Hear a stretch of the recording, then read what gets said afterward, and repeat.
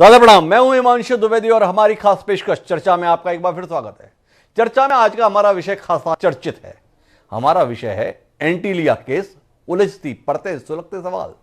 संदर्भ है 25 फरवरी की रात। देश के ही नहीं दुनिया के सुप्रसिद्ध उद्योगपति और भारत के सबसे अमीर शख्स मुकेश अंबानी के मुंबई स्थित निवास एंटीलिया के बाहर खड़ी स्कॉर्पियो गाड़ी में विस्फोटकों का एक जखीरा मिलता है।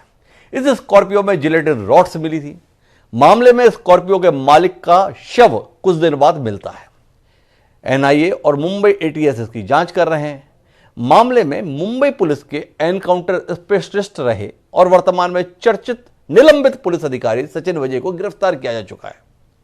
जिसके बाद इस मामले को, जो एक सामान्य तौर पर आतंकी मामला या षड्यंत्र का मामला समझा जा रहा था, वो एक गहरे षड्यंत्र के मामले में तब्दील हो गया है।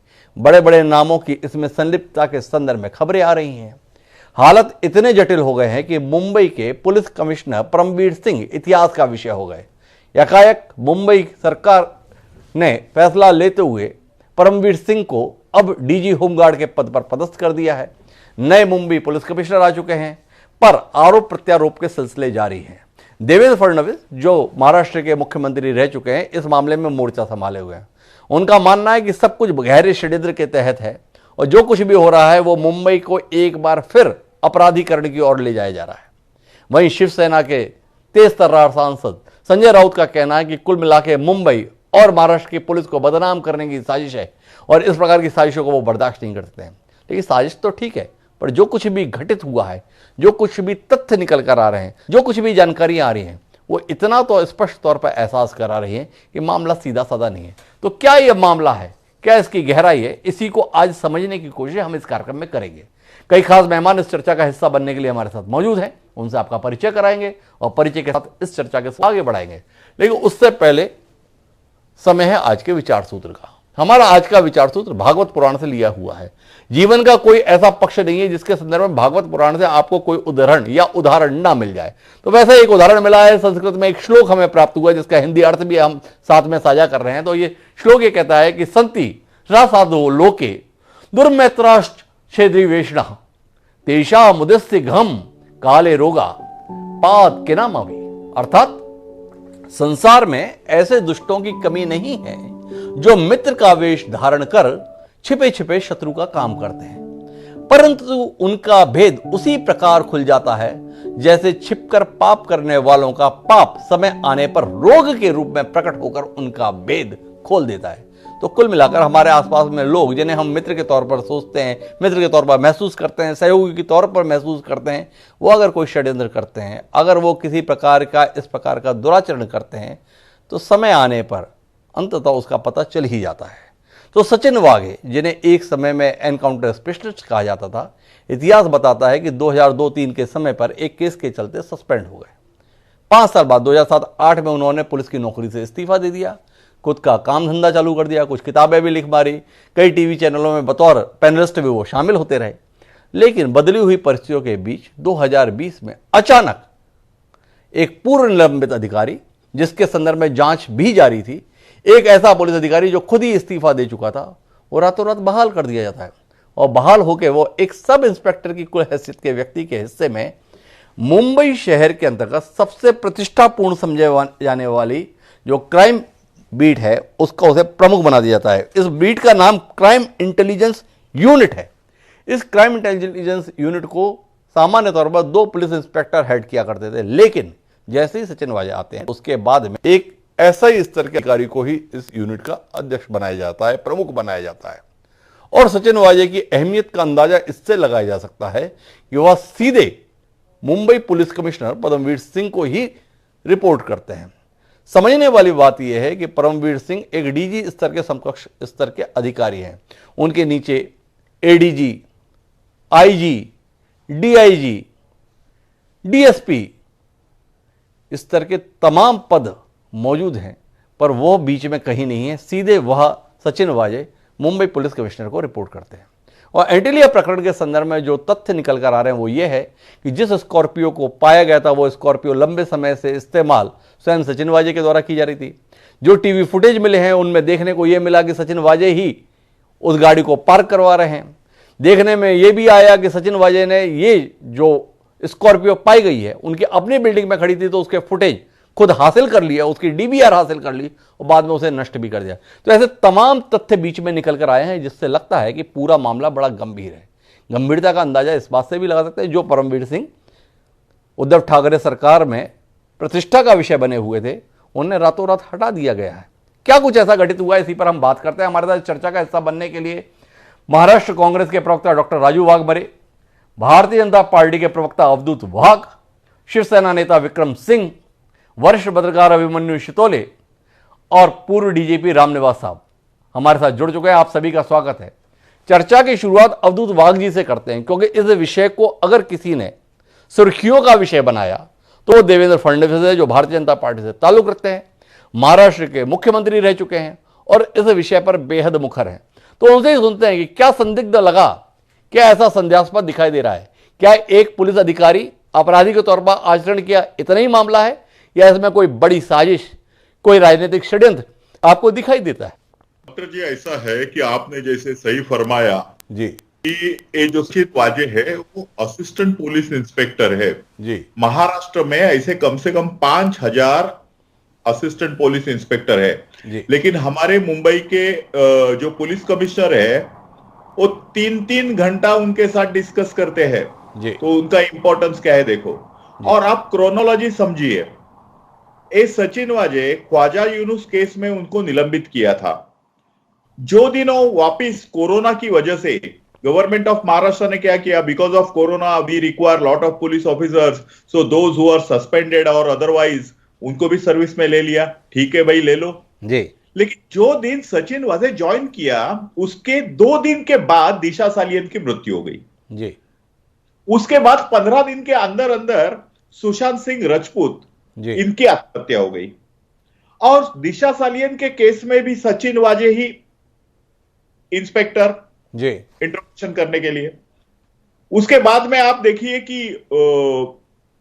सुशांत सिंह राजपूत के केस में भी ही इज इन्वॉल्व जी। उसके बाद में हमारे जो वरिष्ठ पत्रकार थे अर्णब गोस्वामी जी। उनको अटक करने के लिए भी यही हाजिर। और थाना में जो मुमरा है जहां उनका शव मिला जी। वो रहते थे वेस्टर्न सबर्ब्स में मुंबई के। जी। जो गावड़े थे वसई में रहते थे, एक खुद थाना में रहते हैं और गाड़ी मिली कुलाबा में। ये 5 जगह ये सचिन वाजे कहां ना कहां से कनेक्टेड है जी। देखो ये ऐसा सब सर्कमस्टेंसेस जब आता है तो हमें भी शक लगता है कि क्या है जी। इसमें, ऐसा क्या है, what is that involve in this whole episode कि जहां देखे वहां सचिन वाजे है। कोई भी मसला हो, जब से सरकार आई है कोई भी बड़ा मसला हो वहां सचिन वाजे इज इन्वॉल्व। क्या दूसरे 5,500 एपीआई में से कोई भी कैपेबल नहीं है to handle any case? Everywhere Sachin Waze, everywhere he is involved. So why it is so, why it is so, ये सवाल है। और सचिन वाजे खुद की मर्सिडीज चलाता है जी। डॉक्टर साहब ध्यान में रखो कि महाराष्ट्र एक इतना अभी श्रीमंत राज्य हो गया है कि ये महाराष्ट्र का जो पुलिस सब इंस्पेक्टर है वो भी मर्सिडीज चलाता है। उसके पास इनोवा होती है, उसके पास स्कॉर्पियो होता है। आज तो मैंने देखा कि और एक इनोवा है और एक मर्सिडीज है। So when in a police department a junior officer like assistant police inspector has got Mercedes, we should proud to say that Maharashtra is the richest state in the world. जी। तो महाराष्ट्र की समृद्धि दिखाई दे रही है सचिन वाजे के पास जो गाड़ियों का जखीरा मिल रहा है। लेकिन आपसे जो जानने में दिलचस्पी है वाघ साहब कि सचिन वाजे पर ही आप इस मामले को खत्म मान रहे हैं या परमवीर सिंह के साथ जोड़कर इस मामले को समाप्त मान रहे हैं, या आपको लगता है जो लोग इस समय सत्ता में महाराष्ट्र के हैं उनकी कोई गहरी साजिश, उनकी कोई गहरी संलिप्तता मुकेश अंबानी के संदर्भ में, इस पूरे प्रकरण के संदर्भ में? क्योंकि समझने की बात यह है कि देश के सबसे समृद्ध इंसान, देश के सबसे अमीर व्यक्ति मुकेश अंबानी के घर विस्फोटकों से भरी गाड़ी पार्क करने और बाद में उसे बरामद करने से हासिल क्या होना था? क्या आप समझ पाए हैं? नहीं डॉक्टर साहब, ऐसा है कि we are not very personalized in this particular matter. Sachin Waze is a pawn, and even we are not interested whether the police commissioner is resigning or not. We are not really bothered. What we are more bothered about, हम लोग चिंता कर रहे हैं कि जब से सरकार आया है, ये सरकार का कंट्रोल ही नहीं है ब्यूरोक्रेसी में. पालघर में हिंदू साधुओं की लिंचिंग हो गई, मैटर नंबर 1. बाद में अभी एक मिनिस्टर, एक लड़की थी पूजा चौहान, उसने खुदकुशी कर ली, ऐसा कहते हैं. हम कहते हैं उसका मर्डर हो गया, उसके बारे में उसको रेजिग्नेशन देना पड़ा. एक वाधवान नाम का एक बहुत अमीर आदमी, कोविड के ड्यूरिंग कोविड उनको स्पेशल परमिशन मिल रही है लोनावाला से महाबलेश्वर जाने के लिए. उसके बाद में एक अनंत करमुसे नाम का लड़का है, सोशल वर्क एक्टिविस्ट है, उसने खाली मोबाइल और व्हाट्सएप पे एक मैसेज लिखा, एक मिनिस्टर उसको घर में लाके उसकी पिटाई कर रहा है.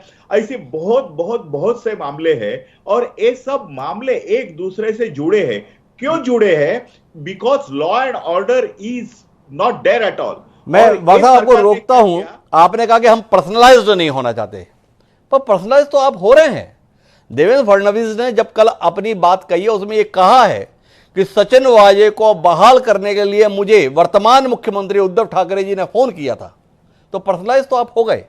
क्या कुछ ऐसा है सचिन वाजे के संदर्भ में जिस कारण उद्धव ठाकरे जी ने चाहा देवेंद्र फडणवीस से कि वो उन्हें बहाल करें, और जब सत्ता में आए तो 12 साल पहले जो व्यक्ति इस्तीफा दे चुका था उसको वापस पुलिस फोर्स में ले ही नहीं लिया गया, मतलब कि इतनी महत्वपूर्ण जिम्मेदारियों पर भी लिया गया. तो मामला केवल परमवीर सिंह पर तो खत्म नहीं होता.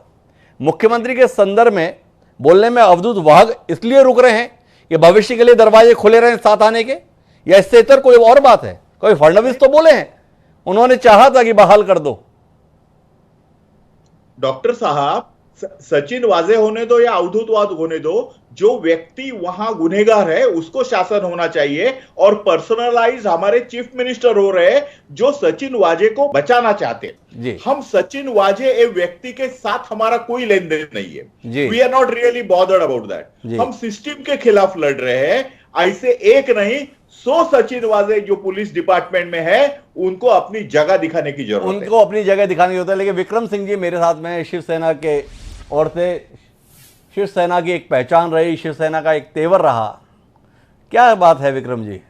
शिव सैनिकों पर भरोसा नहीं रहा कि मामलों को निपटाने के लिए पुलिस में ऐसे लोगों को लाके काम कराना पड़ रहा है, और इस प्रकार से अपनी जग हसाई सरकार करा रही है. या आपको लगता है कि केंद्र सरकार जिसको पहले दिन से अखर रहा है आपका सत्ता में आना, तो मामले बनाए जाते हैं और उसमें आपको फंसाए जाते हैं और फिर जाके बताया जाता है कि किस कदर आप चल रहे हैं? क्या है कहानी? थोड़ा रोशनी डालेंगे? बिल्कुल हिमांशु जी, आपने जो कही ये बात बिल्कुल सही है.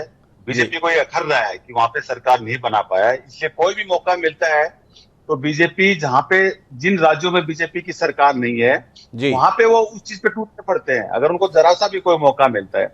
एक पुलिस ऑफिसर जब अच्छा काम करता रहता है तो कोई सवाल नहीं उठाता.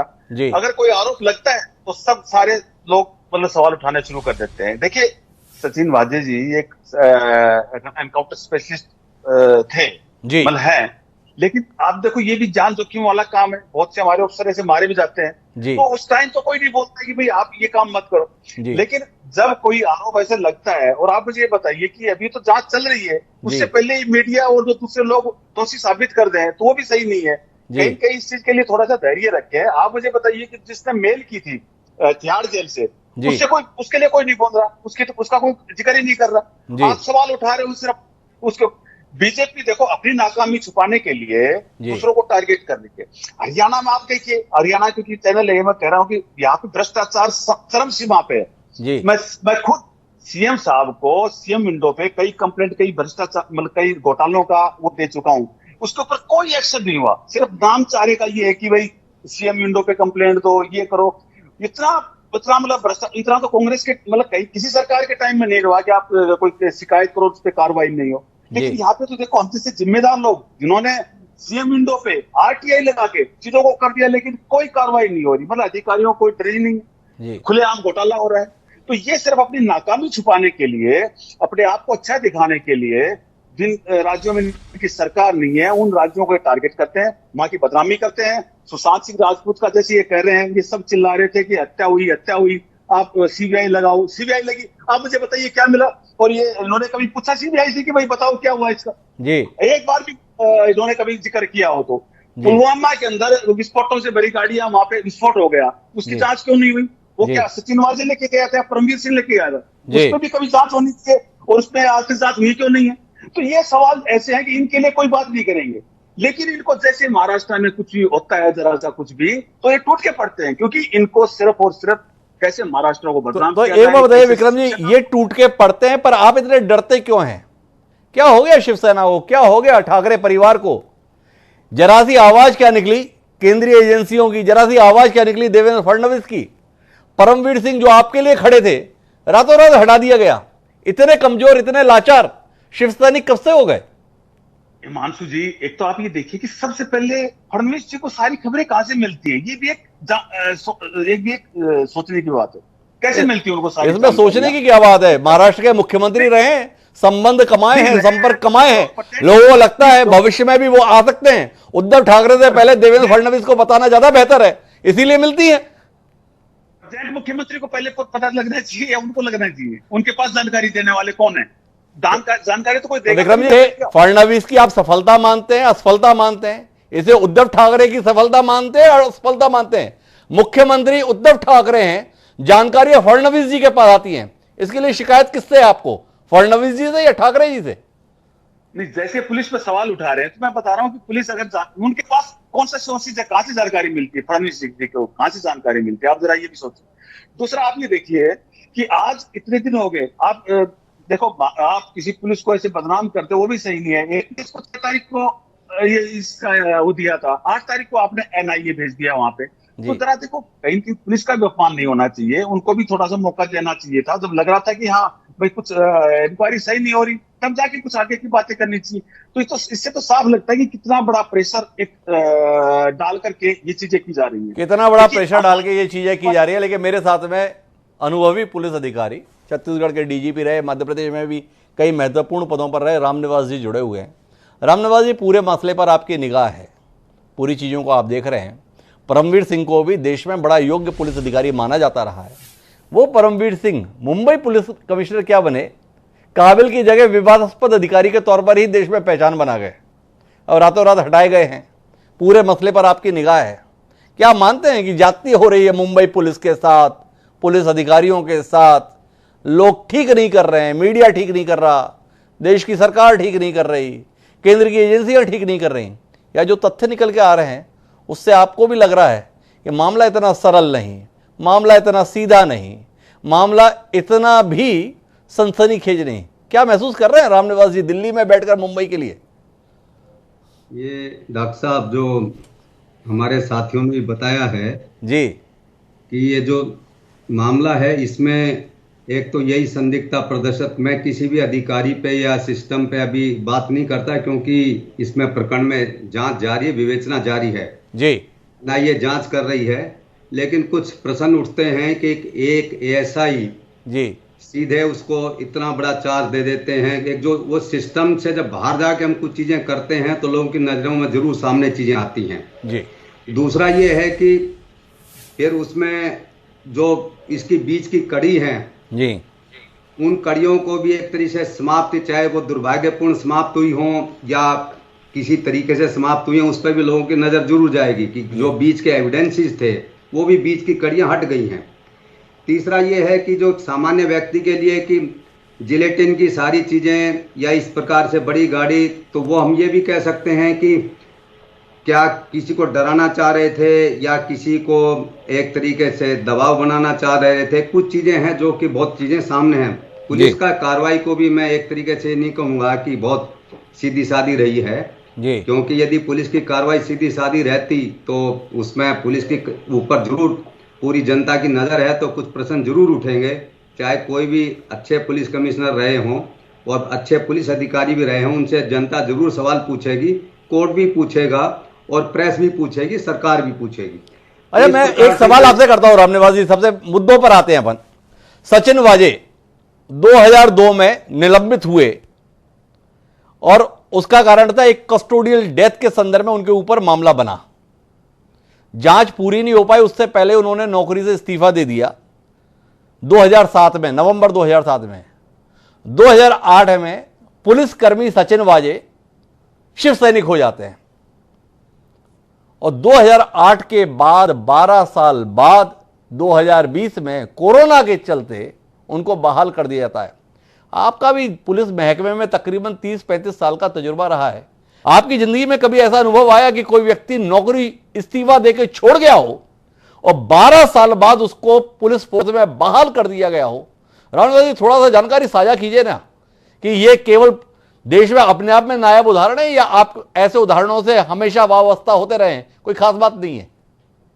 नहीं, ये तो एक, मैं इसको नए उदाहरण मानूंगा जी। और इस प्रकार की कार्रवाई को प्रोत्साहित भी नहीं करना चाहिए जी। क्योंकि ये तो एक सीधा सीधा ये प्रश्न उठाता है कि किसी खास कारण से या उसके एक खास वजह से उसको लाया गया है, वो अपने आप फिर लोगों में एक संदिग्धता प्रदर्शित करता है, फिर उसको किसी खास जगह लगाया गया और जैसे अभी बताया कि कोई खास जगह, जी, क्योंकि विवेचना भी जारी है लेकिन उसके ऊपर डाउट तो पूरे उसके अंदर पूरे उसके ऊपर डाउट क्रिएट रामनिवास जी महसूस कर रहे हैं कि मामले में कुछ ना कुछ संदिग्ध तो है, चीजें साफ नहीं है, पाक नहीं है। और इस रोशनी में हमारे साथ में मुंबई से अभिमन्यु शितोले जी जुड़े हुए हैं। अभिमन्यु शितोले जी नवभारत टाइम्स के समाचार संपादक हैं, लेकिन पूर्व में दोपहर का सामना के भी समाचार संपादक रहे हुए हैं। शिवसेना से बड़ा नजदीकी रहा है अभिमन्यु शितोले जी का एक समय। तो अभिमन्यु जी, थोड़ा आप रोशनी डालें इस पूरे प्रकरण पे, बतौर पत्रकार क्या देख पा रहे हैं? और उद्धव ठाकरे की छवि जो एक भद्र इंसान की, एक शरीफ इंसान की रही है, वो ऐसे विवादास्पद मामलों में खलनायक के तौर पर अचानक नजर क्यों आने लगे हैं? क्या बदल गया है मुंबई में, क्या बदल गया है महाराष्ट्र में, और क्या बदल गया है शिवसेना में? डॉक्टर साहब, पहले तो ये चर्चा इतनी बढ़िया चल रही है जी। सबसे सवाल ये है कि सारे पहलुओं पे बात हो रही है, लेकिन अब तक मेरी समझ में या देश की जनता की समझ में ये सवाल, जैसा कि अभी रामनिवास जी ने कहा कि मोटिव इस पूरे घटनाक्रम का क्या था, ये समझ में नहीं आया जी। कि दबाव बनाना था या डराना था जी। अब व्यक्ति जो देश के सर्वाधिक श्रीमंत व्यक्ति हैं जी, जिनकी जो सुरक्षा है वो प्रधानमंत्री की सुरक्षा के समकक्ष ही मान लीजिए, ऐसी सुरक्षा है उनके पास। केंद्र की सुरक्षा है, राज्य सरकार की सुरक्षा है, उनकी अपनी पर्सनल सुरक्षा है, और ऐसे में उनके घर के बाहर, वो भी 400 मीटर दूर, उनकी जो बिल्डिंग है वहां से 400 मीटर दूर एक गाड़ी पार्क की जाती है जिसमें जिलेटिन की कथित 20 छड़ें हैं। अच्छा, जिलेटिन की छड़ें विस्फोटक है लेकिन उसके साथ कोई कनेक्टिव डिवाइस नहीं है। जिलेटिन अपने आप विस्फोट नहीं हो सकता जब तक उसके साथ कोई कनेक्टिव डिवाइस ना हो। तो ये सारा प्रकरण जो रचा गया, इसके पीछे का मोटिव अभी तक ना तो मुंबई पुलिस, ना एटीएस, ना एनआईए, किसी ने भी इस पर अभी तक प्रकाश नहीं डाला कि मोटिव क्या था। मोटिव जानना बहुत जरूरी है। जब तक मोटिव समझ में नहीं आएगा, अभी सचिन वजह है या परमवीर सिंह है, इनका अंबानी से क्या दुश्मनी हो सकती है, ये लगता नहीं कुछ ऐसा होगा। सरकार के लेवल पर क्या हो सकता है, ये भी अभी तक साफ नहीं है। एक चर्चा ये आई कि भाई अंबानी से कुछ चुनावी चंदा लेना था, तो चुनावी चंदा तो अंबानी जी सालों से सभी पार्टियों को देते आ रहे हैं। चुनावी चंदा लेने के लिए इतना बड़ा धक्करम करने की क्या आवश्यकता थी? तो मोटिव पर बात होनी चाहिए इसकी, कि इसका मोटिव आखिर क्या है। जी डॉक्टर साहब, आपने कहा मोटिव के संदर्भ में बात होनी चाहिए। मोटिव पे तो कोई बात ही नहीं कर रहा है। मोटिव पे बात इसलिए नहीं हो रही अभिमन्यु शितोले जी कि जिनके द्वारा किया गया ये बताया जा रहा है, उनके संदर्भ में तो जिम्मेदारी थी सुरक्षा की, और पता चल रहा है कि पूरा प्रपंच ही उन्होंने रच दिया। इसलिए बात तो इसी पर होगी कि जो सुरक्षा के लिए जिम्मेदार थे वो हमलावर क्यों हो गए, इस पर बात हो रही है। और परमवीर सिंह, जिनको पहले से पता था कि वो केंद्र के निशाने पर हैं, अर्णब गोस्वामी का प्रकरण हो, सुशांत राजपूत का प्रकरण हो, दिशा सालियान का प्रकरण हो, इसके बावजूद भी उनके पसंदीदा अधिकारी की संलिप्तता इस मामले में और इस पूरे घटना के संदर्भ में, आप कुछ समझ पा रहे हैं कि क्या कुछ चाह रही थी मुंबई पुलिस, क्या चाह रहे थे परमवीर, और कहां फंस गई है उद्धव ठाकरे सरकार? देखिए, सरकार तो जैसे ही अब किसी जैसे सचिन वजह है, सचिन वजह का जाहिर मतलब सार्वजनिक संबंध जो है वो शिवसेना के साथ है, और जब उनका इसमें नाम आया तो शिवसेना को तो बैकफुट पे आना ही था। बीजेपी ने जिस आक्रामक तरीके से विधानसभा के अंदर और विधानसभा के बाहर दोनों जगह जिस तरह से सरकार पर हमला किया, सरकार का नेतृत्व तो शिवसेना कर रही है, उसको तो बैकफुट पर आना ही था। अब कल गृह मंत्री जी, जो महाराष्ट्र के गृह मंत्री हैं जी, अनिल देशमुख जी, उनका एक बयान आया। वो बयान में यहाँ आपको इसलिए कोट कर रहा हूं क्योंकि ये बहुत मार्के की चीज है। उन्होंने कहा कि कुछ गंभीर गलतियां पुलिस अधिकारियों से हुई हैं, इसलिए उनका तबादला किया गया। यानी कि ये पूरा गेम अगर पुलिस के लेवल पर, जैसा कि आपने कहा कि जिन पर सुरक्षा की जिम्मेदारी थी उनकी संलिप्तता से रचा गया है, तो उनका मोटिव भी क्या है ये भी जानना चाहिए। जी, उनका भी मोटिव जानना चाहिए। मैं वापस लौटता हूं अवधूत वागजी के पास। अवधूत वागजी का यह कहना था पहले चरण की बातचीत में कि हम इसे पर्सनलाइज नहीं करना चाहते, पर अवधूत जी अब जो पूरे घटनाक्रम सचिन वाजे के साथ में निकल कर आ रहे हैं तो इसमें दो लोगों की संलिप्तता दिखाई दे रही है। एक जो सरकार के मुखिया हैं उद्धव ठाकरे जी, दूसरा जो मुंबई के पुलिस कमिश्नर रहे परमवीर सिंह की। क्या भाजपा को लगता है कि एनआईए के अधिकारियों को परमवीर सिंह को हिरासत में लेके पूछताछ करनी चाहिए, उद्धव ठाकरे को भी तलब करना चाहिए? क्या कुछ इनके इंटरेस्ट हैं, क्या कुछ इनका उद्देश्य था जो इनकी सरपरस्ती में पल रहा व्यक्ति इस प्रकार के कार्य में संलिप्त पाया जा रहा है? ऐसी कोई इच्छा आपकी, ऐसी कोई मांग, ऐसी कोई तड़प है आपकी? मैं इतना बड़ा आदमी नहीं हूं कि मैं एनआईए बड़ी एक संस्था है, इंडिपेंडेंटली उन्हें काम करने दो जी। उन्हें मालूम है, मुझसे अच्छा मालूम है कि क्या करना चाहिए क्या नहीं करना चाहिए। उन्होंने अच्छा काम करना चाहिए। किसी को जबरदस्ती पकड़ना और इंक्वायरी करना ठीक नहीं है। यदि उनको लगा कि अवधूत वाघ उसमें कनेक्टेड है तो मुझे, यदि अभिमन्यु जी लगे तो अभिमन्यु जी, यदि डॉक्टर साहब उनको लगे कि आप है तो आपको बुलाना चाहिए। पर्सनलाइज नहीं होना चाहिए। वो ठाकरे साहब होने दो, नहीं तो परमवीर सिंह होने दो, नहीं तो हमारे विरोधी पक्ष नेता होने दो।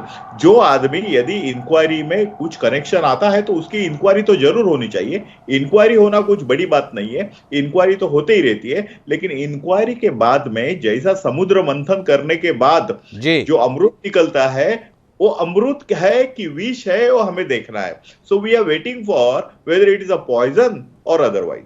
तो मुझे लगता है कि अपने को एनआईए को टाइम देना चाहिए। हमारे मित्र शिवसेना के नेता विक्रम सिंह जी ने कहा था कि हमने कुछ टाइम देना चाहिए था लोकल पुलिस को। आप पुलिस के जो मुखिया है वही बोल रहे हैं कि बहुत सीरियस गलती हो गई है, और यदि एक गलती विरोधी पक्ष नेता नहीं निकालता था तो एक गलती भी छिप जाती थी।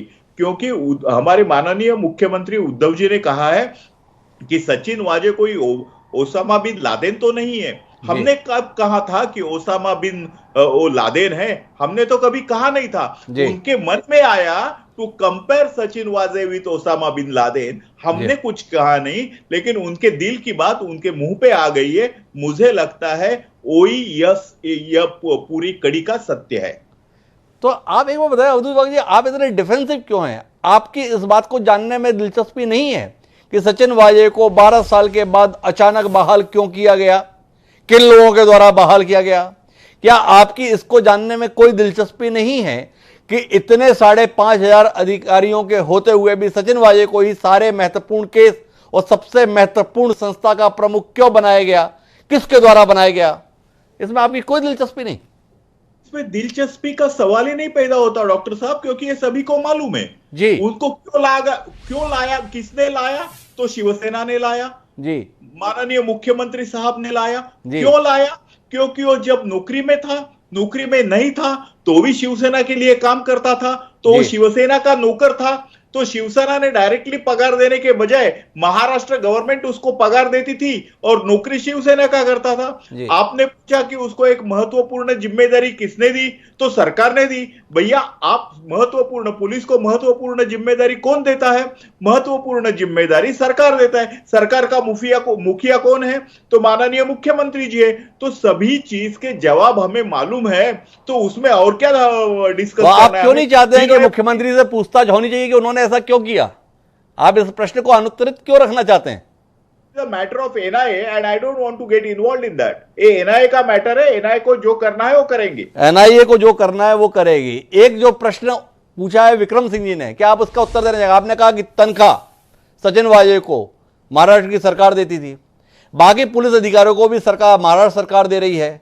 उस सरकार के मुखिया इस समय पे उद्धव ठाकरे हैं और वो अधिकारी जानकारियां देवेंद्र फडणवीस को दे रहे हैं। क्यों दे रहे हैं?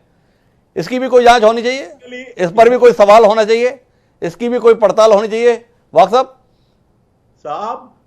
देवेंद्र फडणवीस साहब ने विधानसभा में खड़ा होकर कहा है कि जो मेरी इंक्वायरी करनी है तो हिम्मत है तो इंक्वायरी करके दिखाओ। He is such a politician that in Vidhan Sabha he said that आप में हिम्मत है।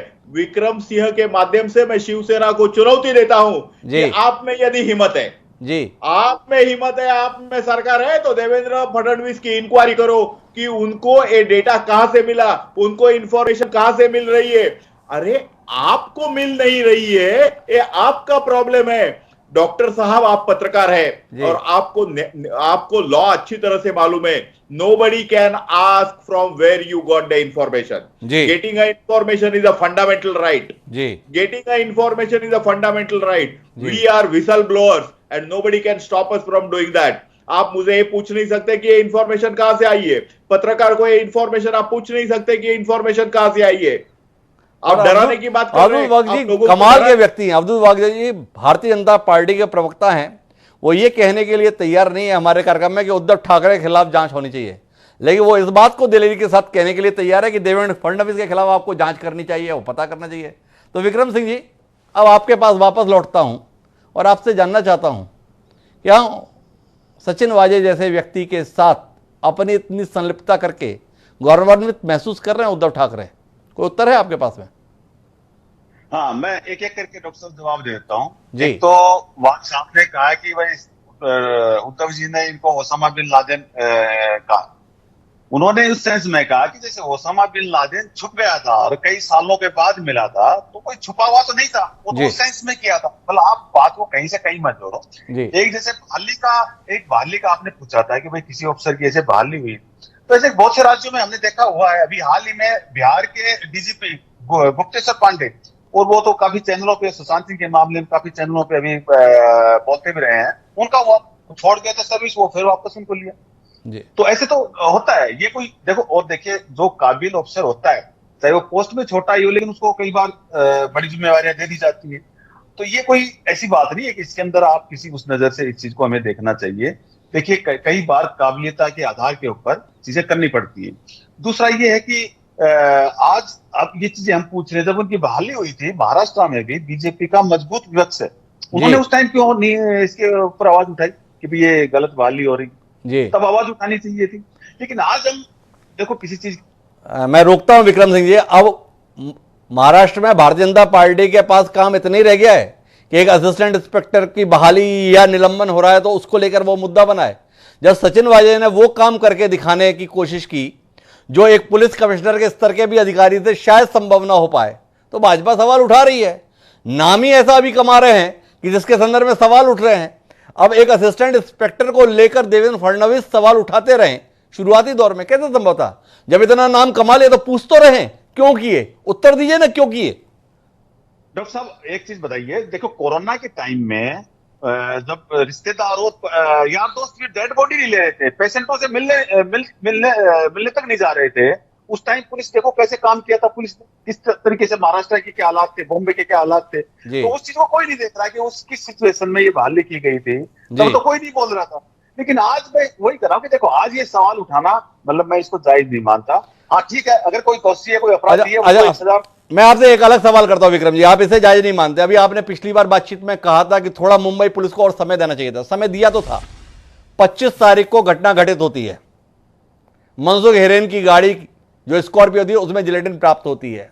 मनसुख हिरेन को पूछताछ के लिए पाया जाता है, बुलाया जाता है, और बाद में पाया जाता है तो उसकी लाश को पाया जाता है, रूमाल मुंह में ठूसे हुए हैं। तो आपको समय देने के नतीजे इस रूप में निकल कर आए। कुछ कहेंगे विक्रम जी इस संदर्भ में? सचिन वाजे जी ने ही मुलाकात की थी मनसुख से, और उसके बाद में उनकी लाश से पूरे देश ने मुलाकात की। क्या फायदा हुआ आपको समय देने का? मैं वही तो कह रहा हूं कि अगर जांच मुंबई पुलिस के पास रहती तो हो सकता है कि उनकी ऑब्जर्वेशन में सारी चीजें रहती, कहीं कोई ऐसी टुकना होती। मैं समझ रहा हूं। अरे मुंबई पुलिस के पास ही तो जांच थी जिस समय मनसुख हिरेन की लाश मिली है। उसी की बात तो एनआईए को आना पड़ा है। प्रकरण आया एनआईए के पास कब है? जब मनसुख हिरेन की लाश मिली है। हाँ, लाश मिलने की मैं बात बता रहा हूँ कि जैसे कि ये चीज कैसे हुई, क्या हुई, इसको 6 तारीख को आपने 21 को दिया, 8 तारीख को आपने एनआईए भेज दिया, तो थोड़ा सा टाइम वहां देना चाहिए था। आप ना जो कुछ निकल के नहीं आ रहा, इसका मोटिव समझ में नहीं आ रहा। विक्रम जी एक मिनट फिर से रोकता हूं मैं आपको। घटना 25 फरवरी की, मनसुख हिरेन की गाड़ी में जिलेटिन की रॉड्स मिली, मनसुख हिरेन मिल गए, सचिन वाजे जी की उनसे मुलाकात पूछताछ की गई, ये भी जानकारी आ गई, और बाद में मनसुख हिरेन की लाश पाई गई संदिग्ध हालत में। इसके बावजूद भी आप चाहते हैं कि ये देश मुंबई पुलिस को समय दे, आपकी सरकार को समय दे। क्यों, किस लिए? बाकी की लाशों के लिए या बाकी सूत्रों को, सबूतों को मिटाने के लिए? डॉक्टर साहब मैं वही कह रहा हूं कि आप देखिए दो बातें यहाँ पे जी। विस्फोट जिस गाड़ी में मिले उसका क्या मोटिव था क्या नहीं था वो एक कुछ सामने नहीं आया है, लेकिन जिस आदमी ने धमकी दी मेल की जी, तिहाड़ जेल से कनेक्शन मिले, उसके लिए देखो धमकी देने वाला जो है उसको तो आप छोड़ रहे हो, उसके लिए कोई सवाल नहीं उठा रहे हो, उससे पूछताछ क्यों नहीं की जा रही है? जी। आप ही मुझे बताइए कि जिसने, देखो उसका तो अभी कुछ पता ही नहीं चला कि गाड़ी वो किस मकसद से थी, क्या था क्या नहीं था, लेकिन जो आदमी सरेआम जिसने मेल में धमकी दी है तो उसके लिए उसको पूछताछ होनी चाहिए कि नहीं होनी चाहिए? उसके ऊपर कोई सवाल नहीं उठा रहा। जिसने धमकी दी है उससे भी पूछताछ चली रही है विक्रम जी, लेकिन सवाल इसलिए उठ रहे हैं कि आपके पास तो जिम्मेदारी थी सुरक्षा देने की, सुरक्षा करने की, पता चला आप तो हमलावर बन के चीजों को प्लांट कर रहे हैं, इसलिए सवाल आपसे पूछे जा रहे हैं। इसके उत्तर की आपसे अपेक्षा है, क्या उत्तर देंगे आप? नहीं, मैंने आपसे वही कहा कि किस तरीके से जो ये आनंद फानन में जो चीजें की जा रही हैं, जैसे देश के दूसरे राज्यों में भी ऐसे कई बार विस्फोट मिलते हैं, तो आप बताइए पुलवामा अंदर विस्फोट कैसे पहुंचे और विस्फोट हुई तो उसकी क्या जांच हुई और क्या सामने आया? आज तक कुछ आया क्या जी? वहां तो पूरा, आप मुझे बताओ आज कितना टाइम हो गया उसके लिए, हमारे 40 जवान शहीद हो गए थे, एक इतना बड़ा हमला था, उसकी आज तक कुछ जांच सामने आई क्या जी? इसको तो अभी कुछ हुआ नहीं, इसका कुछ मोटिव सामने आया भी नहीं, उसके लिए आप इतना जैसे ये सब बनाया जा रहा है इसको, तो इस चीज तो के पहले लिए इंटरव्यू अगर उड़ लेता फिर अगर आप पता करते तो ठीक रहता। विक्रम जी की दलील कुछ इस प्रकार की है, अरे रॉडी तो मिली थी ना, क्या फर्क पड़ता है, इसके लिए इतना हंगामा क्यों? लेकिन मैं वापस चलता हूं रामनिवास जी के पास, और रामनिवास जी ये जानना चाहता हूं कि इस प्रकार के प्रकरणों से, इस प्रकार के घटनाक्रम से कुल मिलाकर पुलिस के प्रति जनता का विश्वास, देश का विश्वास किस हद तक प्रभावित होता है? क्या कहेंगे रामनिवास जी इस हालात पर? ये डॉक्टर साहब, इस प्रकार की जब घटना और पुलिस अधिकारी जो व्यावसायिक दृष्टि से काम करते हैं जी, पुलिस की छवि काफी प्रभावित होती है जी, और मैं कहूँ कि एक तरीके से धरातल पे पहुंच जाती है जी, क्योंकि कोई भी एक सामान्य व्यक्ति जब ये देखता है कि बीच की कड़ियां गायब हो गई हैं जी, मैं अभी पूरी जांच के निष्कर्ष पे कोई टीका टिप्पणी नहीं करना चाहता जी, लेकिन संदिग्धता जो प्रदर्शित होती है उससे पूरी पुलिस की छवि प्रभावित होती है, और यही कारण है कि पुलिस का जो है 100% अच्छा काम भी करे, एक काम खराब हो जाए तो फिर उस पर उसकी जो छवि है वो प्रभावित हो जाती है। एक सवाल आपसे और करना चाहता हूं, अभी जितनी भी खबरें आ रही हैं कि ये गाड़ी मिली, ये मर्सिडीज मिली, नोट मिले, तथ्य मिले, ये सारी खबरें अपने अपने तरीके से आ रही हैं, समाचार पत्रों में, चैनलों में साया हो रही हैं रामनिवास जी, पर ऐसी खबरें सुशांत राजपूत और रिया चक्रवर्ती वाले केस में भी आती थी, ड्रग्स के संदर्भ में भी ये फलानी अभिनेत्री को बुलाया जा रहा है, इसने ऐसा कहा, उसने कहा। सुशांत राजपूत के संदर्भ में भी ऐसी कहानी जांच के संदर्भ में आती थी, सीबीआई जांच के संदर्भ में। आज साल भर होने को आ रहा है, कुछ भी आधिकारिक रूप से सीबीआई ने आज तक बताया नहीं, संदेह पैदा होता है। ये भी जितनी जानकारियां आ रही हैं, अपनी मर्जी के विपरीत महाराष्ट्र में विरोधी दल की सरकार का मौजूद होना खलता है, अखरता है, इसलिए इस प्रकार का प्रपंच रचा जाता है।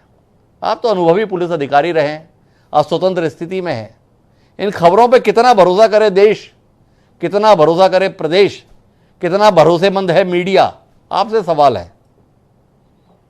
क्योंकि अभी जांच जारी है और पूरा विवेचना के उपरांत इस पर निष्कर्ष होगा, लेकिन जो शुरुआती बातों में, क्योंकि महाराष्ट्र पुलिस से जांच ले ली गई है जी, तो सारी की सारी जो कमियां हैं वो भी चाहे एनआईए हो चाहे सीबीआई हो, सबसे पहले वो महाराष्ट्र पुलिस की निकालेगी जी।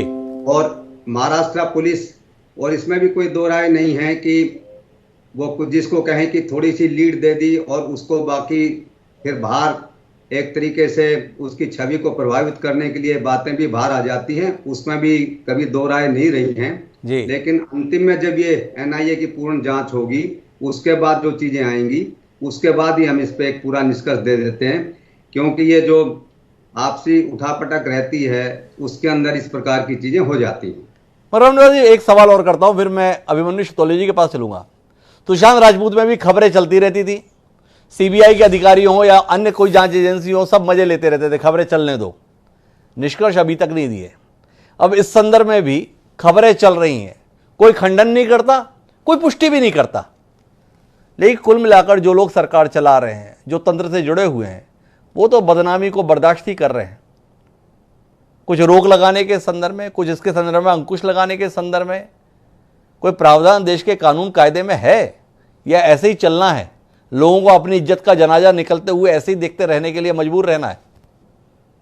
ये इसमें क्या है कि क्योंकि विवेचना मात्र जो एजेंसी विवेचना कर रही है, प्रकरण की जांच करी है, उसी के पास पुष्ट जानकारी रहती है जी। दूसरा यदि कोई उस पर खंडन करना चाहे तो उसके पास कोई जानकारी है नहीं, कानूनी उसका प्रावधान भी नहीं है जी। तो ये तो एक प्रावधान ये हो सकता है कानून में कि यदि कोई और विवेचना में यदि कल को वो चीज निकल के सामने आ गई जो कि अभी नहीं आई है, तो वो एनआईए या कोई भी एजेंसी उसका भी खंडन नहीं करती है जी।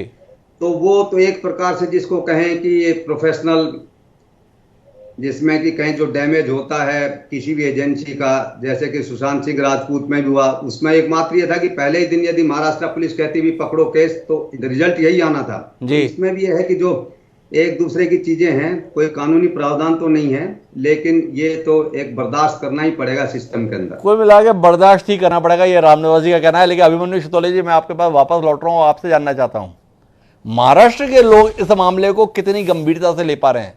लोग मान रहे हैं कि उद्धव ठाकरे का चरित्र और इस सरकार का चरित्र षड्यंत्रकारी है, वो ऐसे ही काम करती है, या लोग महसूस करते हैं कि केंद्र को खलता है महाराष्ट्र में अपना राज ना होना, भाजपा को खलता है देवेंद्र फडणवीस का मुख्यमंत्री ना बने रहना, इसलिए जब तक ये सरकार रहेगी ये सिलसिला रहना ही है और जनता को इसकी बहुत परवाह करनी नहीं है? क्या है महाराष्ट्र के हालात? थोड़ा रोशनी डालिए ना। नहीं, महाराष्ट्र में देखिए, अब ये सवाल ये जो आपने डॉक्टर साहब सवाल पूछा है, ये सवाल कितना महत्वपूर्ण सवाल है और इस सवाल का जवाब मतलब महाराष्ट्र की जनता क्या सोचती है, इसमें दोनों तरह के मिक्स जवाब हैं। जो लोग बीजेपी से वाबस्ता हैं, उनको तो ये लगता है कि सरकार जो उनको दिन रात यही कह रहे हैं कि सरकार विफल हो गई है, ये सरकार के कहते हुआ है, सरकार इसका षड्यंत्र कर रही है। लेकिन पूरे घटनाक्रम को अगर हम देखें, मतलब इसको तटस्थ भाव से देखने की जरूरत है, इसमें राजनीति करने की जरूरत नहीं है, क्योंकि ये मामला एक तरह से आपके पूरे सिस्टम में जो सड़ांध भर गई है ना, उस सिस्टम को उजागर करने वाला है। एक पुलिस, किसी भी राज्य की पुलिस अगर इस तरह से बर्ताव करने लगे जी, तो आप समझिए कि आप उस पूरे एक सिस्टम आपका सड़ गया है जी। जनता, जहां तक जनता के सोच का सवाल है जी, उद्धव ठाकरे ने अपनी छवि निसंदेह रूप से मुख्यमंत्री के रूप में पूरे कोरोना काल में बहुत अच्छी बनाई जी। देवेंद्र फडणवीस की जो छवि है वो एक आक्रामक नेता की है। वो मुख्यमंत्री तो 5 साल ही रहे, इतने साल तो विपक्ष में ही रहे, और विपक्ष के नेता के तौर पर उनका जो परफॉर्मेंस है वो पिछले सालों के मुताबिक बेहतर ही रहा है। इस बार भी जिस तरह से उन्होंने इस केस को विधानसभा में उठाया और जितनी मजबूत, जो विपक्ष का काम है, विपक्ष ने बहुत मजबूती से इस केस को उठाया और जनता के सामने लाया, और आज जितनी सारी ये जो कार्रवाई आप देख रहे हैं कि सचिन वजह की अरेस्ट हो गई है और परमवीर सिंह का तबादला हो गया है और इस केस उठा के एनआईए को, ये सब ये उसका श्रेय विपक्ष को जाता है जी, निश्चित तौर पे। तो जनता के मन में जो छवि है, जनता ये चाहती है कि सरकार किसी की भी रहे, क्योंकि सरकारें आती जाती रहती हैं हर 5 साल में, लेकिन जो पुलिस अधिकारी है, जो सरकार जो सेवा में आया है, वो 60 साल की उम्र तक सेवा में रहता है, उसकी प्रतिबद्धता अपने कर्तव्य के प्रति हो, राजनीति के प्रति ना हो। पुलिस सिस्टम में जो खामियां है वो सिस्टम को सुधारने की जरूरत है, इसमें पुलिस में रिफॉर्म की जरूरत है।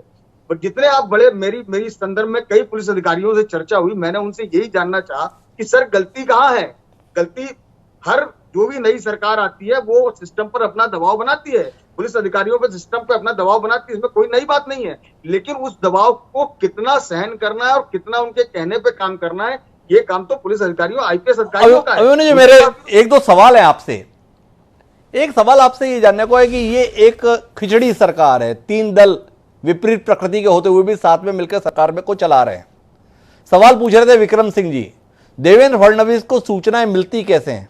आपसे जानने में दिलचस्पी है, क्या तंत्र में बैठे हुए लोग अभी भी देवेंद्र फडणवीस को महज पूर्व मुख्यमंत्री नहीं भावी मुख्यमंत्री भी महसूस करते हैं, इसलिए अपना संपर्क, अपना संबंध, अपना सद्भाव उनके साथ बनाए रखने के लिए सूचनाओं का प्रवाह करते रहते हैं। ये पहला सवाल है।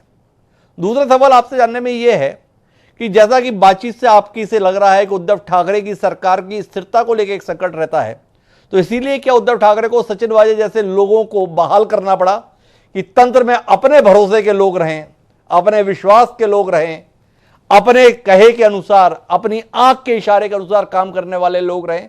इसलिए सचिन वाजे 18 साल बाद एक बार फिर वर्दी पहने मुंबई की सड़कों पर हमें दिखाई दिए। दो सवाल आपसे। डॉक्टर साहब, जो सवाल आपने पूछे उन दोनों सवालों के जवाब आपके स्वयं के वक्तव्य में है और इस पर बहुत अलग से कुछ कहने की आवश्यकता नहीं है। देवेंद्र फडणवीस ने पिछले 6 सालों में जिस तरह से प्रशासन में अपने लोगों की नियुक्ति की थी, उसमें बहुत सारे लोग हैं और वो ही, अगर ये किसी से छुपा नहीं है कि सूचनाएं सीडीआर आम आदमी को नहीं मिलती जी, किसी भी केस का सीडीआर आम आदमी को आरटीआई में भी नहीं मिलेगा जी। यानी ये सीडीआर जांच एजेंसियों से कहीं से लीक हुआ, देवेंद्र फडणवीस को मिला। निश्चित तौर पर उनके संपर्क, सद्भाव, जो सदिच्छा, जो कुछ भी आपने कहा वो है इसके अंदर। दूसरा सवाल जो आपने पूछा उसका भी जवाब भी आपने ही दे दिया है जी, कि कुल मिलाकर उद्धव ठाकरे को जरूरत है अपने भरोसे के लोगों की, तंत्र में नहीं मिल पा रहे, इसलिए बाहर से लाकर उन लोगों को बिठाया जा रहा है। किस मुख्यमंत्री को नहीं होती अपने भरोसेमंद लोगों की जरूरत? हर मुख्यमंत्री को होती है। जो सत्ता में उसे अपने भरोसेमंद नहीं, लोगों की अंतर है आवश्यकता अभिमन्यु जी, हर एक को जरूरत होती है, लेकिन वो तंत्र में व्यक्ति खोज लेता है। क्या उद्धव ठाकरे नाकाम रहे तंत्र में अपने भरोसे के लोगों को खोजने में, इसलिए बाहर से लोगों को लाकर बिठा रहे हैं? नहीं, मैं नाकाम है ऐसा नहीं कह सकता। बाहर से लाके बिठाने वाला ये एक इंसिडेंट हो सकता है, लेकिन देखिए मैं बार बार यही कह रहा हूं कि तंत्र जो है किसी मुख्यमंत्री या किसी व्यक्ति विशेष के लिए काम नहीं करता। तंत्र जो है एक सिस्टम में, एक दिशा में काम करता है और उस सिस्टम को कौन अपने तरीके से कैसे यूज तंत्र कर पाता व्यक्ति है, के लिए काम नहीं करता। बड़ा इस सिद्धांत की बात कह दी अभिमन्यु जी, व्यवहार में ये दिखता नहीं है। तंत्र व्यक्ति के लिए ही काम करता दिखता है। आजकल भारतीय सियासत में ये साफ तौर पर दिखाई देता है। लेकिन मेरे दोनों सम्मानित साथी हस्तक्षेप करना चाह रहे हैं। पहले हम अवधूत वाघ जी के पास चलते हैं, वो कुछ हस्तक्षेप करना चाह रहे हैं, उनकी बात सुनेंगे। फिर विक्रम जी के पास भी चलेंगे, विक्रम जी भी कुछ अपनी बात रखना चाहते हैं। जी अवधूत जी, मौका पहले आपका। जी के बातों के बाद एक्चुअली पहले से ही बोलना नहीं चाहता था, लेकिन अभिमन्यु जी ने जो आपने सवाल पूछा उन्होंने वो टाल दिया। पत्रकार है वो, लेकिन मुझसे रहा नहीं जाता जी। हमें जो इंफॉर्मेशन मिलती है हमें मिनिस्टर लोगों से ही मिलती है जी। जो भी जानकारी है वो मंत्रियों के माध्यम से प्राप्त हो रही है। किस लिए? मिनिस्टर होने के बाद जी, ऐसे अच्छे मित्र मुख्यमंत्री के होने के बाद उनको शत्रु की जरूरत ही नहीं है जी। सो हमें ब्यूरोक्रेसी से नहीं, हमें मिनिस्टर लोगों से ही सब इंफॉर्मेशन मिलती है। वो हमारे दोस्त है, कल भी थे, आज भी है, कल भी रहेंगे। तो उस हिसाब से मित्रता के दायरे में तो उद्धव ठाकरे का नाम सबसे ऊपर है। बड़ी अच्छी मित्रता रही है एक समय में फडणवीस और उद्धव ठाकरे जी की भी, दोनों को साथ खाना खाते हमने कई बार देखा है। तो क्या उद्धव ठाकरे के माध्यम से भी सूचनाएं आपको प्राप्त हो रही हैं? चर्चा जाए, मिलजुल कर काम चलाया जाए, जनता को बहकाया जाए, बहलाया जाए, क्या ऐसे ही कुछ मामला है? आप ही बता रहे हैं, दोस्त हैं सारे हमारे, तो दोस्त फडणवीस और उद्धव ठाकरे भी रहे। भाजपा और शिवसेना की मित्रता के तो 4 दशक हमने देखे हैं।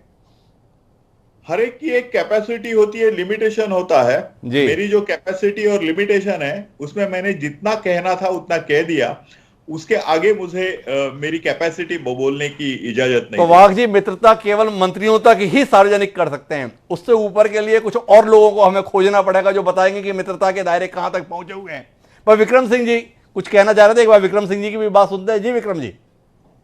हाँ डॉक्टर साहब, अब आप देख लो ये दोहरापन जी। देखो, इनके संबंध हो पुलिस वालों से और उससे, वो तो सही है। अगर शिवसेना के अगर किसी पुलिस वालों से संबंध है तो वहां सवाल उठाए जाते हैं। तो ये जो दोहरापन है ना, ये कहीं कहीं देखो इस चीज के लिए है कि भाई कहीं से भी कुछ भी सवाल उठाओ सरकार के ऊपर किसी भी तरीके से। इन्होंने खुद एक्सेप्ट कर लिया कि हमारे संबंध है, और शिवसेना के अगर संबंध किसी पुलिस वालों से है तो वहां पे सवाल उठाए जा रहे हैं। आप मुझे देखिए कि सुशांत सिंह की वाले मैं रोकता हूं विक्रम जी। भाई अवधूत वाघ जी में साहस है, वो कार्यक्रम में बोल दे रहे हैं कि भाई हमारे संबंध में उनसे सूचनाएं मिल रही हैं। शिवसेना के साथ में दिक्कत है, शिवसेना न करे। नहीं नहीं नहीं, हमारे ऐसा कुछ भी नहीं था, जिन वाक के साथ में नहीं था। कोरोना के चलते अधिकारियों की कमी थी, इसलिए हमने ले आए। मानिए ना, हमारे शिव सैनिक, हमें पुलिस की वर्दी में चाहिए, रास्ता दिखा, हमने लाभ उठा लिया। बोलिए ना, आप में साहस होना चाहिए। अब्दू जी में साहस है, वो बोल रहे हैं, उनमें तो साहस है, उन्होंने तो देवेंद्र फडणवीस की जांच की मांग भी कर ली। आप में है दम, हाँ, उद्धव ठाकरे के खिलाफ जांच करो कहने की? आप नहीं, देखिए, आप मुझे एक चीज बताइए कि कोरोना के टाइम में ही बीजेपी के 105 एमएलए थे जी, और ये लोग क्या करते थे, वीडियो बना रहे थे, देखो यहाँ पेशेंट है, यहाँ पेशेंट है, यहाँ बेड नहीं मिल रहा है। इन लोगों ने कोई काम नहीं किया सिवा उस टाइम कोरोना के टाइम पे भी राजनीति की। मतलब जी। वहां पे भी ये नहीं कि भाई ये भी लोग कुछ करें। तो ये प्रेशर बनाना, और उस टाइम पे इनका पूरा ये था कि भाई किस तरीके से सरकार फेल हो और यहाँ पे राष्ट्रपति शासन लगाया जाए। पूरे मतलब इस चीज के इरादे करके बैठे थे।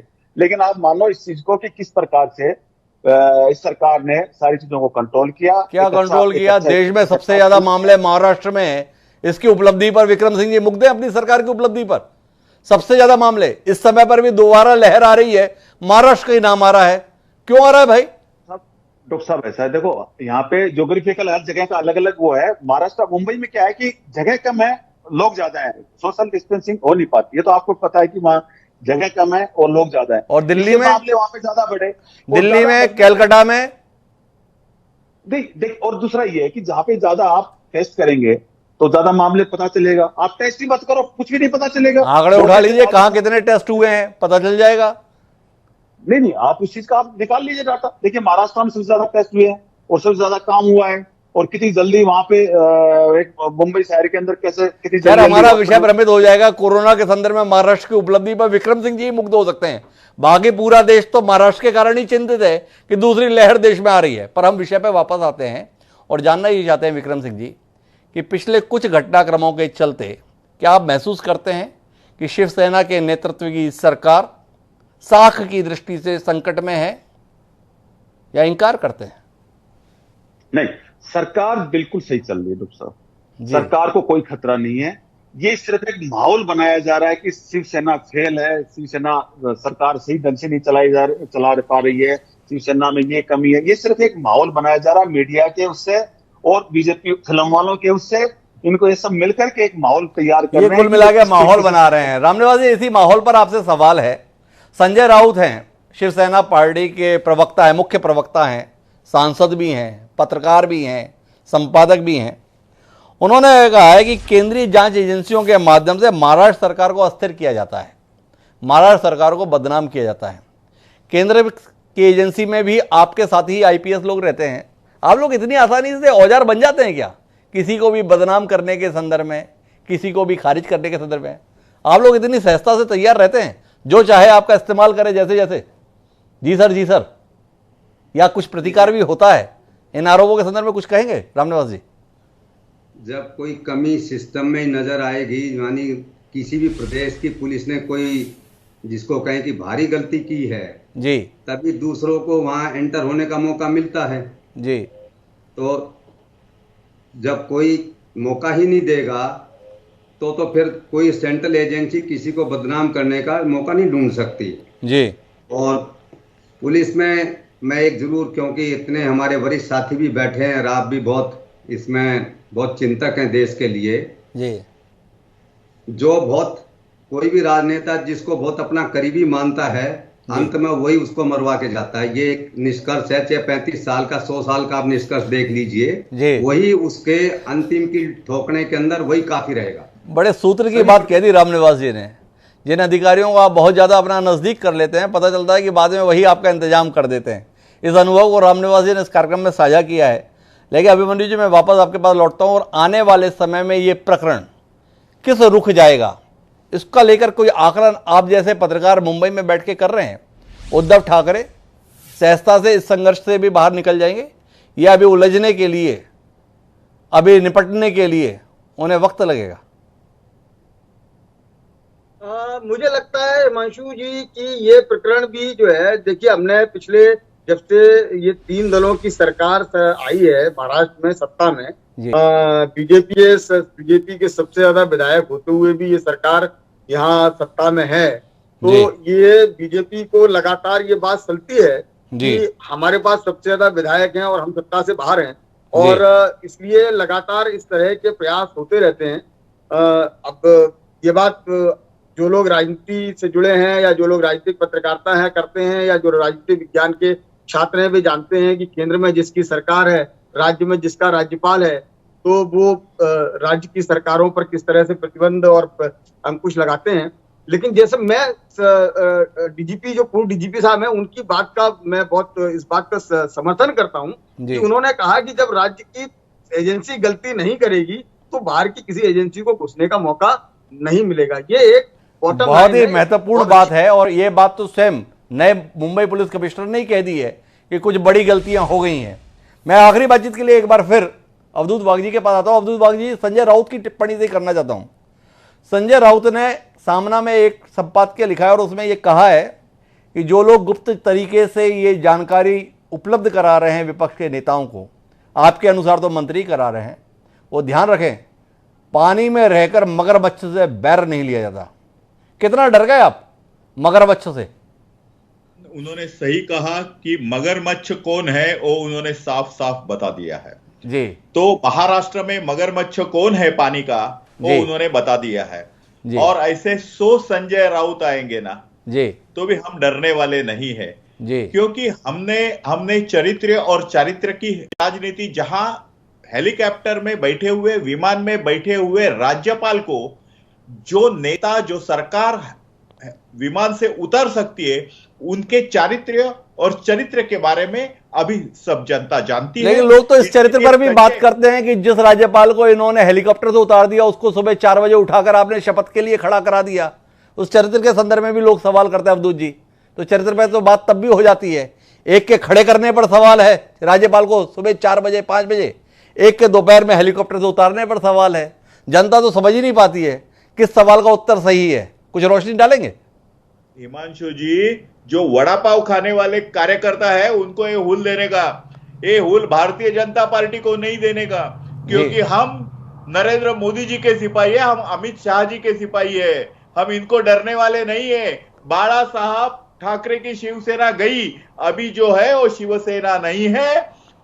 यह क्या है ये उन्हें ही मालूम नहीं, शायद ये औरंगजेब सेना हो सकती है। यह क्या है ये नहीं मालूम नहीं, शायद औरंगजेब सेना हो सकती है। लेकिन सबसे महत्वपूर्ण बात जो इस चर्चा के निष्कर्ष में निकल कर आया है वो ये है कि जांच एजेंसियां चाहे जितनी भी दावे करें, जो इस केस के संदर्भ में गुप्त जानकारियों को सार्वजनिक कर रहे हैं वो जितने भी दावे करें, लेकिन ये प्रश्न अनुत्तरित है कि ये जो पूरा प्रकरण हुआ जिसके तहत जिलेटिन भरी गाड़ी एंटीलिया के बाहर रखी गई, वो एंटीलिया जो देश के सबसे समृद्ध व्यक्ति का निवास है, किस लिए रखी गई, इसके संदर्भ में सभी मौन है। इस कार्यक्रम में भी तमाम पैनलिस्ट जुड़े रहने के बावजूद विविध क्षेत्रों से इस प्रश्न का उत्तर खोज नहीं पाए कि गाड़ी किस उद्देश्य के साथ वहां पर पार्क की गई थी। एक ऐसी गाड़ी जिसमें विस्फोटक के लिए प्रयुक्त होने वाली सामग्री तो थी, पर उसको विस्फोटक तौर पर इस्तेमाल करना तुरंत में तो संभव नहीं था। जानने में दिलचस्पी इस बात की है कि इस प्रकरण के माध्यम से क्या वाकई वास्तविक आरोपियों को पकड़ने की कोशिश है या जिनकी सरकार है उनके कान पकड़ने की कोशिश है। सवाल अभी अनुत्तरित है। आने वाले समय में शायद कुछ जवाब मिले, क्योंकि सारे पैनलिस्ट कह रहे हैं जांच अभी जारी है। उस जांच के निष्कर्ष का इंतजार आपको भी और हमको भी। अभी आप सभी पैनलिस्ट का बहुत बहुत धन्यवाद हमारे साथ इस चर्चा का हिस्सा बनने के लिए। समय अब आज के शेर का। हमारा आज का शेर कुछ इसी प्रकार की परिस्थिति को समर्पित कि साफ जाहिर निगाहों से कि हम मरते हैं, कि साफ जाहिर निगाहों से कि हम मरते हैं, मुंह से कहते हुए या बात मगर डरते हैं। आसमां से कभी देखी ना गई अपनी खुशी, अब यह हालत है कि हम हंसते हुए डरते हैं। अख्तर अंसारी ने जो लिखा है ना, ये महाराष्ट्र के आम आदमी का दर्द है, जिसको लगता है सियासत के चक्कर में उसके साथ कब कहां क्या हो जाए। ये हालात बदलने चाहिए। इस उम्मीद के साथ आज के इस कार्यक्रम में इतना ही। कल फिर मिलते हैं नए विषय के साथ। मुझे दीजिए इजाजत। सादर प्रणाम।